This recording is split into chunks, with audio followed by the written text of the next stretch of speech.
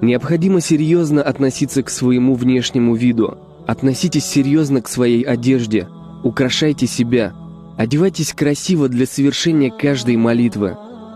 Украшайтесь, когда вы говорите с Аллахом. Одевайтесь красиво, когда вы молитесь. Не стоит совершать фаджр в пижаме, в которой вы проснулись. Одевайтесь красиво перед Аллахом. К примеру, если у вас назначена встреча с директором вашей фирмы, вы одеваетесь красиво. Если у вас встреча с деканом университета, то вы одеваетесь опрятно. Если у вас деловая встреча, то вы тоже одеваетесь подобающим образом. А когда у вас встреча с Аллахом, то вы этого не делаете.